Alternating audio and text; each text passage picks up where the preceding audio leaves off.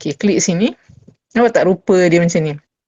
So cari port yang rupa dia macam yang kita guna dekat belakang PC tu. Okay. So drag to the empty slot. Tapi you tak boleh drag terus. Nampak tak keluar apa tu? Cannot add a module when the power is on. Dia macam router betul lah. You kena turn off dulu. Macam mana nak turn off the router? Ni simbol on, off ni. Off dulu. Dan baru you drag to the empty slots. Macam ni. Lepas tu jangan lupa on semula. So sekarang your router dah ada additional Ethernet ports. Okay, setakat ni. Am I too fast or just okay? So far so good? Tolong reply.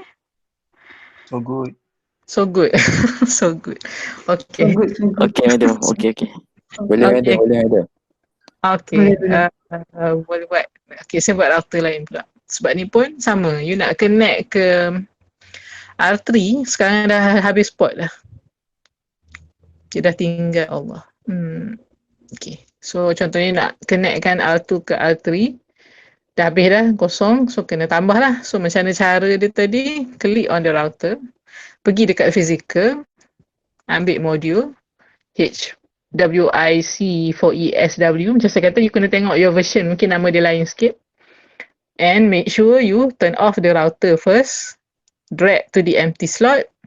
And then you turn on back the router. Okay, barulah kita boleh connect R1 to R3 and R2 to R3. Ambil kabel crossover. Jangan yang ni, dotted ni. Nampak dah keluar dah fast Ethernet kan? So ambil lah mana-mana fast Ethernet. Sambung kepada R3. Fast Ethernet 0, 1.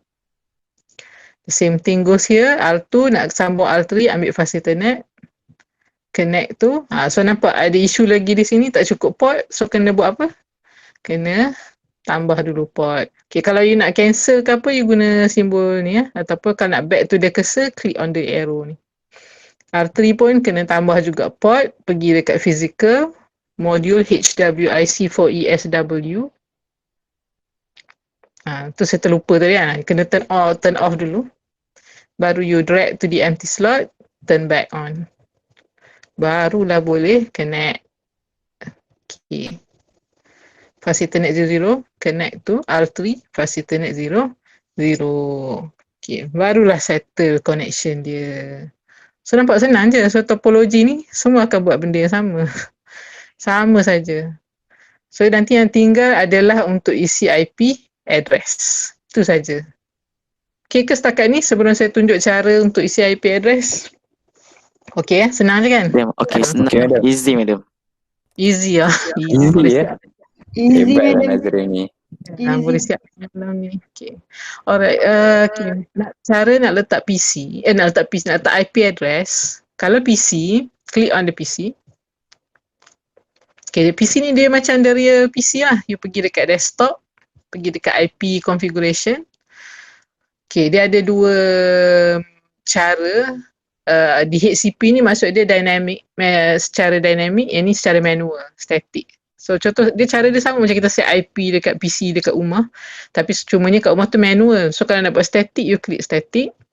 Ada dua jenis IP address, ada IPv6, ada IP. So jangan ambil yang IPv6 ni, ambil IP.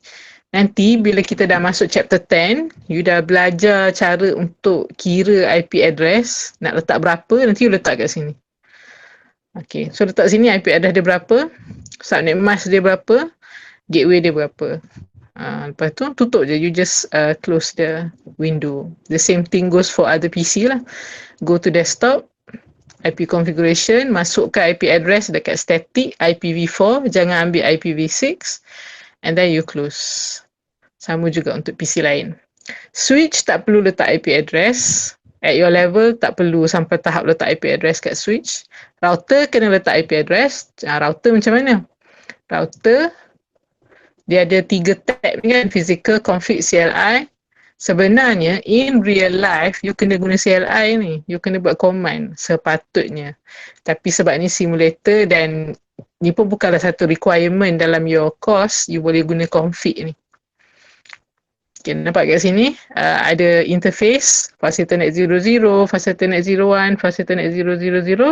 So depends on your router. So contohnya you nak letak IP address dekat R1. So R1 ada FA00. Kalau nak letak dekat FA00 ni, okay, tu singkatan untuk fast Ethernet 00. Klik dekat fast Ethernet 00. Masukkan IP address, masukkan subnet, mask. Okay. Sama juga kalau you nak masukkan IP address untuk fast Ethernet 01, letakkan IP address, letakkan subnet mask.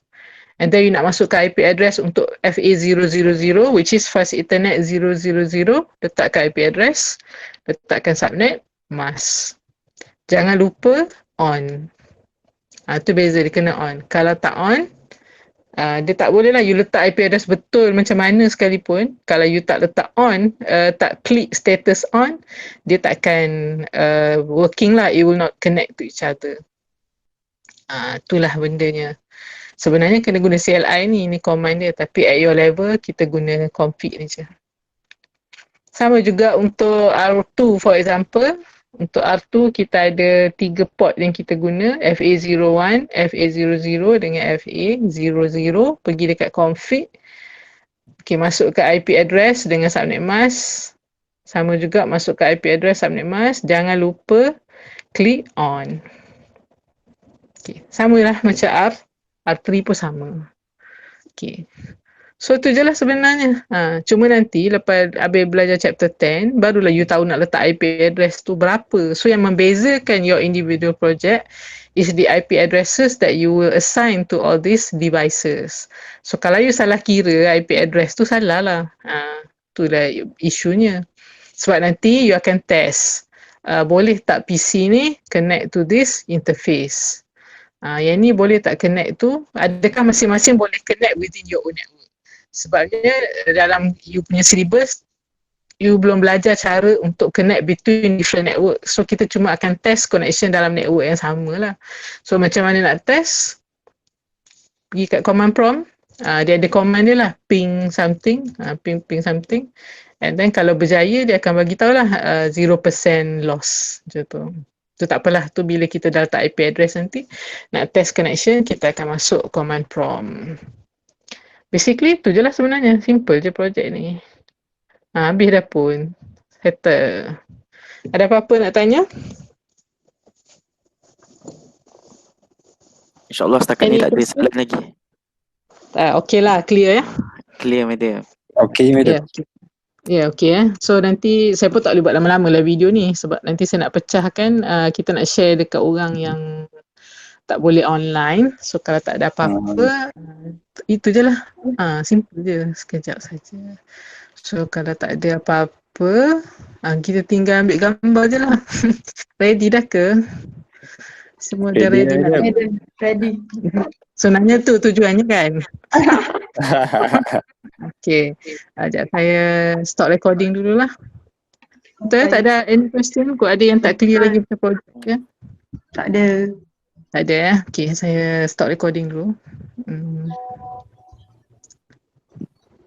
Alright.